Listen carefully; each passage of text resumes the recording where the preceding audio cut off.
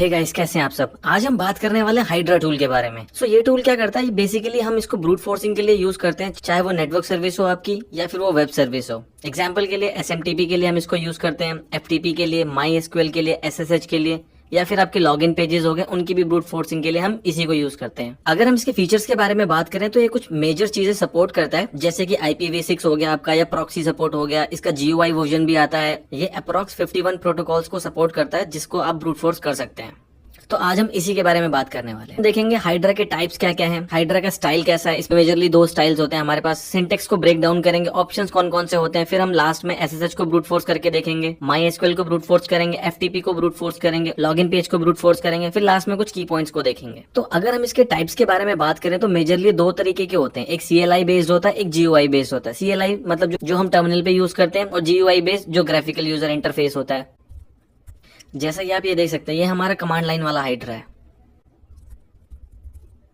ये जो हमारा हाइड्रा है ये GUI बेस्ड है। अब यहाँ पे जो सारी चीजें आप कमांड लाइन के थ्रू कर सकते हैं, वो सारी चीजें आप GUI के थ्रू कर सकते हैं। यहाँ पे आपको सारे ऑप्शंस मिल जाएंगे, target list, port, protocol, password, सारी चीजें आप यहाँ पे मैनेज कर सकते हैं। तो अब बात करते हैं हाइड्रा के स्टाइल के बारे में। तो अगर आप इसको देखेंगे तो आप इसमें देखेंगे कि बस हमारा लिखने का जो तरीका है उसमें थोड़ा सा चेंज है, बाकी सारी चीजें सेम है। हाइड्रा और कमांड लाइन ऑप्शन हम यहीं पर ही देंगे। उसके बाद पहले हम चीजों को ब्रेक करके लिखते थे, टारगेट अलग, फिर प्रोटोकॉल अलग, फिर मॉड्यूल ऑप्शन अलग, फिर पोर्ट नंबर अलग अगर दूसरा पोर्ट है तो। बट यहाँ पे हम क्या कर रहे हैं, सारी चीजों को इकट्ठे लिख रहे हैं एज अ URL अगर हम कोई चीज लिखते हैं तो। बस एक यही डिफरेंस होता है। तो मैं बोलूंगा कि आपको दोनों ही स्टाइल आने चाहिए, नया भी आना चाहिए, पुराना भी आना चाहिए, क्योंकि कई जगह आप नया स्टाइल यूज होते हुए देखेंगे, कई जगह पुराना स्टाइल यूज होते हुए देखेंगे।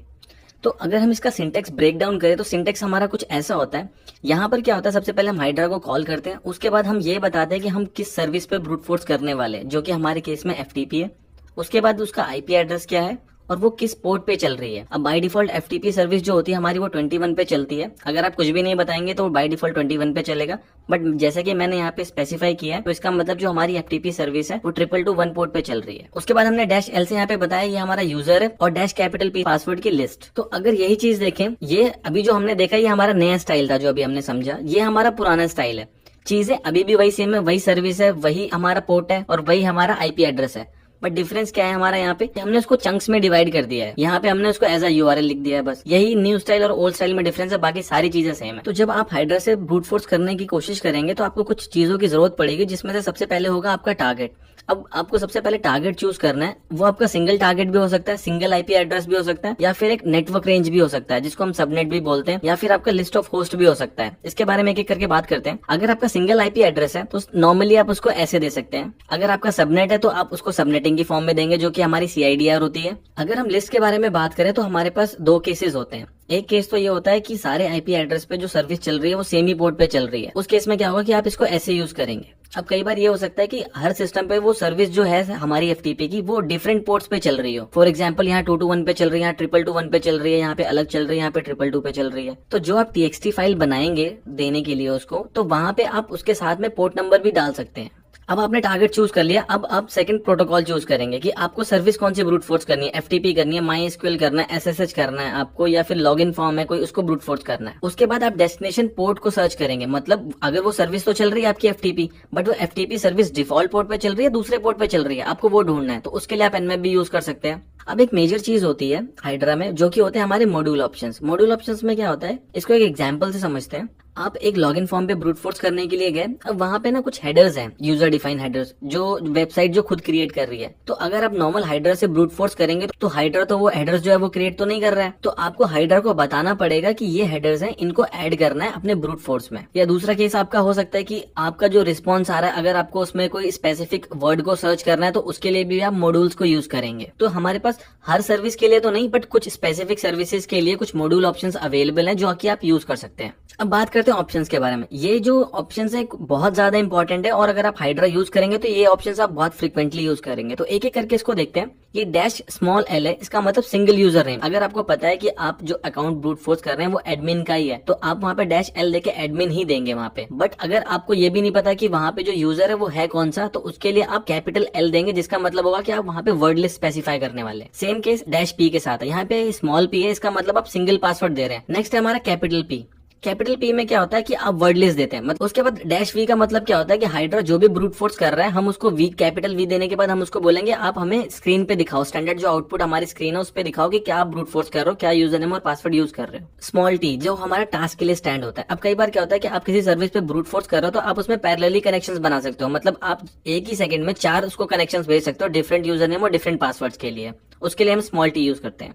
फिर कई बार क्या होगा कि आपने जो ब्रूट फोर्स किया उसका जो आउटपुट है आप वो सेव करना चाहोगे एक फाइल में, तो उसके लिए हमारे पास स्मॉल ओ होता है। फिर हमने जैसा अभी पीछे पढ़ा हमारे पास मॉड्यूल ऑप्शंस को यूज करने के लिए हम डैश एम को यूज करते हैं जो कि हमारा स्मॉल एम होता है। अब ये मॉड्यूल का सिंटेक्स है, एक बार ये देख लेते हैं। यहाँ पे आप एक चीज देखेंगे, हमारा जो आई मैप होता है उसका कुछ लॉगिन ऑथेंटिकेशन मैकेनिज्म होता है। अब वो प्लेन भी सपोर्ट करता है, अब वो शार्प भी सपोर्ट करता है, वो डाइजेस्ट भी सपोर्ट करता है, वो NTLM भी सपोर्ट करता है। तो यहाँ पे अगर आप देखेंगे यहाँ पे हमने बोल रहे हैं हाइड्रा और डैश एल का मतलब है हमारा जो यूजर है वो टेस्ट है और उसका जो पासवर्ड है वो भी टेस्ट है। और यहाँ पे हम उसको ये बता रहे हैं हमारा मॉड्यूल ऑप्शन क्या है, ऑथेंटिकेशन मैकेनिज्म क्या है, क्योंकि वो जो IMAP सर्विस है वो ऑथेंटिकेट भी करती है। तो वो किस तरीके से कर रही है, प्लेन से, तो हम उसको बता रहे हैं यहाँ पे। और जो फिर IP एड्रेस हमने वो दिया हुआ है। तो ये तीनों तरीके ही सेम है। ये ऊपर के जो 2 तरीके हमारे ये ओल्ड स्टाइल है और जो नीचे वाला है हमारा न्यू स्टाइल है, बस लिखने का तरीका अलग है। आप देखें यहाँ पे। तो अब स्टार्ट करते हैं SSH से।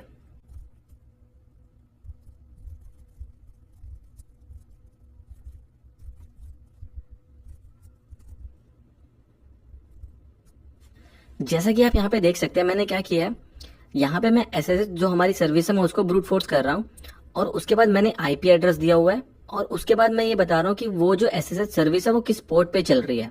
मेरे केस में इस पोर्ट नंबर पे चल रही है। उसके बाद मैंने यहाँ पे डैश कैपिटल L दिया है, इसका मतलब मुझे यूजर नेम नहीं पता है, तो उसके लिए मैं क्या कर रहा हूँ, ये वर्डलेस दे रहा हूँ कैपिटल L।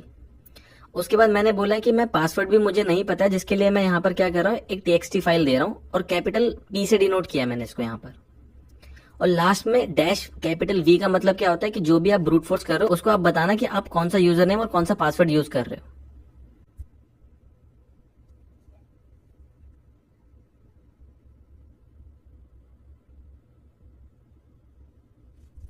अब आप जैसा कि देख सकते हैं यहाँ पर उसने जो हमारा पासवर्ड है वो फाइंड कर लिया, ये जो हाईलाइटेड एरिया में आ रहा है। बट उसके बाद आप नोटिस करेंगे अभी भी ब्रूट फोर्स करना रुका नहीं है, मैंने जानबूझ के इसको अभी यहाँ पर रोका है। तो इसके लिए क्या हमारे पास तरीका होता है कि हम यहाँ पर इसको ये भी बता सकते हैं कि जैसे ही आपको पहला यूजर नेम और पासवर्ड मिल जाए जो करेक्ट है, उसके बाद आपको वहीं पर रुक जाना है। तो उसके लिए हम क्या यूज करते हैं, स्मॉल f।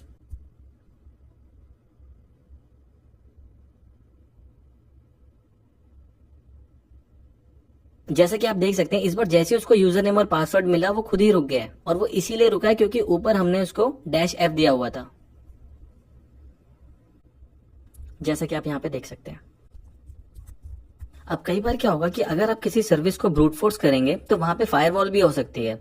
हाइड्रा क्या करता है, by default 16 users name and passwords को इकट्ठे भेजता है ब्रूट फोर्स करने के लिए। तो आपको क्या करना है कि वो जो काउंट होता है उसको कम करना है, क्योंकि कई बार क्या होता है अगर फायरवॉल डिटेक्ट कर लेती है तो वो आपको ब्लॉक भी कर सकती है जो आपका IP एड्रेस होता है। तो उसके लिए हमारे पास एक मैकेनिज्म हो रहा है।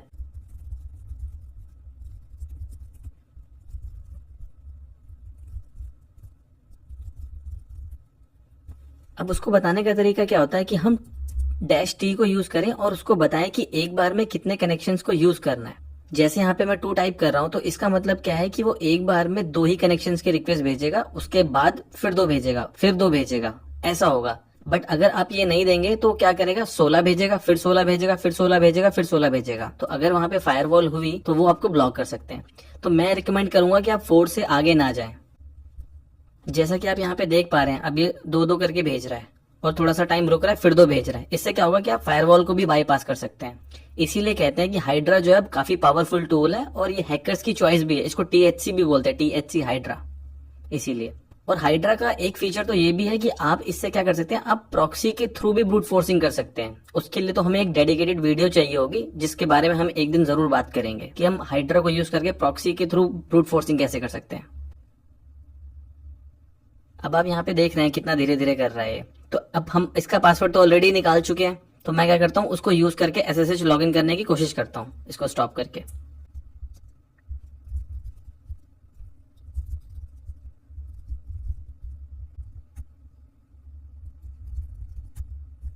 जैसा कि आप देख सकते हैं मैं यहाँ पे सक्सेसफुली जो है लॉगिन हो चुका हूँ। नेक्स्ट बात करते हैं हम MySQL को ब्रूट फोर्स करने की। अब आप जैसा कि यहाँ पे देख सकते हैं, मैं माई एसक्यूएल जो हमारी सर्विस है उसको ब्रूट फोर्स कर रहा हूँ, और मेरा जो आईपी एड्रेस है जिसपे सर्विस चल रही है वो मेरा लोकल एड्रेस है जिसपे मेरी सर्विस चल रही है। उसके बाद मुझे पता है कि जो माई एसक्यूएल सर्विस होती है उसमें एक रूट यूजर जरूर होता है, तो इसलिए मैं यहाँ पे रूट यूजर डाल रहा हूँ। और यहाँ पे आप देखेंगे डैश स्मॉल एल है, इसका मतलब है सिंगल यूजर के लिए ही मैं सर्च कर रहा हूँ केवल। और यहाँ पे मैं डैश कैपिटल पी का मतलब क्या है कि मुझे पासवर्ड नहीं पता, और लिस्ट ऑफ पासवर्ड जो है मैं ब्रूट फोर्स करने के लिए दे रहा हूँ। और यहाँ पे देखेंगे तो डैश ओ है, इसका मतलब क्या है कि जो भी आउटपुट आएगा आप उसको सेव कर लेना।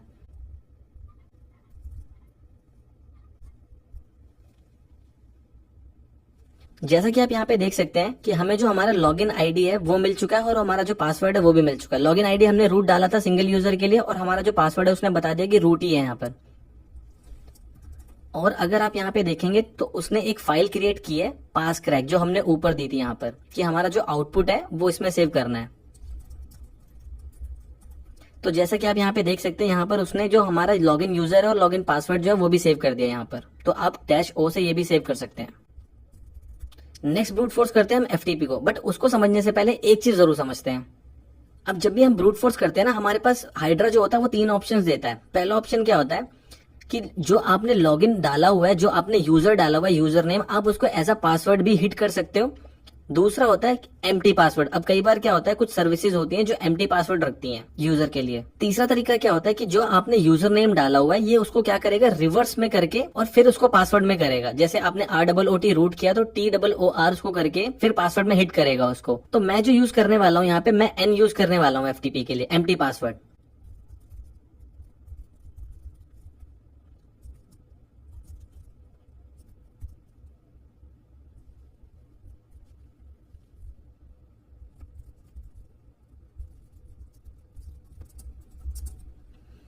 अब आप यहाँ पे देख सकते हैं मैंने क्या किया, मैं उसको बोल रहा हूँ कि मुझे एफटीपी सर्विस पे ब्रूट फोर्स करना है, और मेरा जो आईपी एड्रेस है वो ये है, और वो डिफॉल्ट पोर्ट पे ही करेगा जो हमारा 21 पोर्ट होता है। उसके बाद मैंने उसको बोला कि जो हमारा यूजर नेम है वो एनोनिमस है, क्योंकि हर एफटीपी जो होती है उसमें मोस्टली एक एनोनिमस यूजर जरूर होता है। और डैश ई से मैं उसको ये बता रहा हूँ कि आप वहाँ पासवर्ड की जगह पे कुछ भी नहीं ट्राई करना, ब्लैंक पासवर्ड से हिट करना। तो जैसा कि आप देख सकते हो कि हमारे पास जो लॉगिन आईडी है वो यहाँ पर हिट हो चुका है, और जो हमारा ये यूजर है ये चल रहा है। जैसा कि आप यहाँ पे देख सकते हैं कि हमारा जो लॉगिन है वो सक्सेसफुल हो चुका है। तो इसने बिल्कुल सही बताया यहाँ पे।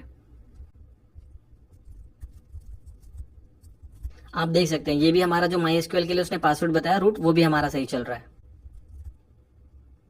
तो अब बात करते हैं कि लॉगिन पेज पे कैसे ब्रूट फोर्स करते हैं। जैसा कि आप ये देख सकते हैं ये मेरा वायरलेस जो राउटर है उसका एडमिन पेज है। तो अब हम इस पे ब्रूट फोर्स करने की कोशिश करते हैं। तो सबसे पहला काम तो ये होता है हमारा कि ये चेक करना है इस फॉर्म में कि ये जो रिक्वेस्ट जा रही है वो गेट जा रही है कि पोस्ट जा रही है। तो चेक करते हैं इसको। तो जैसा कि आप यहाँ पे देख सकते हैं यूजर नेम हमारा जो पासवर्ड है वो यहाँ पर हमें यूआरएल में तो नहीं दिख रहा है, तो इसका मतलब ये है कि जो हमारी रिक्वेस्ट है पोस्ट मेथड की रिक्वेस्ट है। तो उसके लिए हम क्या यूज करने वाले हैं, पोस्ट फॉर्म यूज करने वाले हैं। अब उसके बाद हमें ये बताना पड़ता है कि हमारा जो लॉगिन पेज है वो क्या है। अब जैसे आप कई बार देखेंगे जो लॉगिन पेज होता है वो /login.php करके होगा आपका, या index.php भी हो सकता है आपका। तो आपके केस में जो होगा आप वो देंगे। मेरे केस में यहाँ पर कुछ भी नहीं है, ये नॉर्मल मेरा होम पेज ही ऐसा है, तो मैं यहाँ पर कुछ भी नहीं दूंगा। अगर आपका login.php होता तो आप यहाँ पे login.php देते, बट मेरा कुछ भी नहीं है तो मैं यहाँ पे ब्लैंक छोड़ूंगा। उसके बाद आपको ये बताना पड़ता है कि यूजर नेम और पासवर्ड जो है आपका वो उस फॉर्म में वो किस वेरिएबल में जा रहा है। तो यहां से मैं इसको इंस्पेक्ट एलिमेंट कर लेता हूं। अब जो हमारा आईडी है वो हमारा यूजर नेम जो वेरिएबल है इसमें जा रहा है, और हमारा जो पासवर्ड है वो हमारा पीसी पासवर्ड करके जो वेरिएबल है उसमें जा रहा है। उसके बाद हमें तीसरी चीज तो चाहिए होती है, वो हमारा बटन चाहिए होता है। हमारे जो बटन का नेम क्या है वो, तो यहाँ पे आप देख सकते हैं लॉगिन BTN है हमारे केस में। तो हमें ये 3 चीजें चाहिए होती हैं। आपने बता दिया यूजर नेम, अब यहाँ पे वो हमारा इस वेरिएबल में जा रहा है यूजर नेम में, और उसकी जो वैल्यू है ये हम यहाँ पर देने वाले हैं। अब ये एरो जो आप देख रहे हैं यहाँ पे कैरेट सिंबल, इसका मतलब ये है कि हम यहाँ पे वैल्यूज को चेंज करने वाले हैं।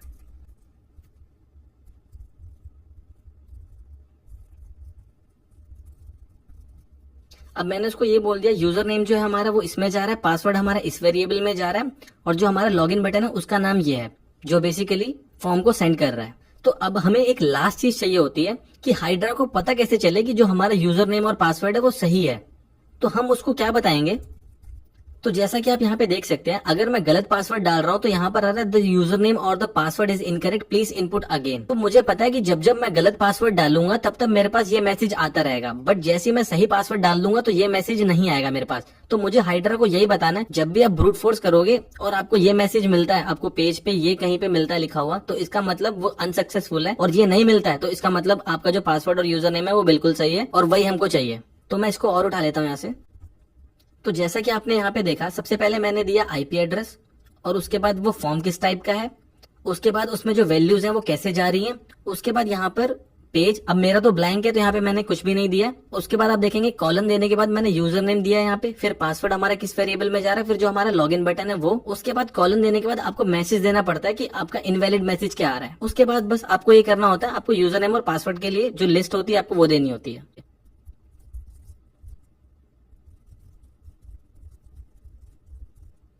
और डैश वी का मतलब यहाँ पर कि वो कौन सी यूजर नेम और पासवर्ड को जो है वो ट्राई कर रहा है, और उसके बाद जैसे ही उसको यूजर नेम और पासवर्ड मिलता है वो वहीं पर ही रुक जाए।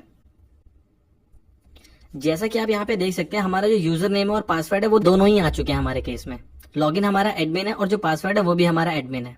तो ट्राई करते हैं इसको। तो जैसा ही आप यहाँ पे देख सकते हैं कि हमारा सक्सेसफुल जो लॉगिन है वो हो चुका है।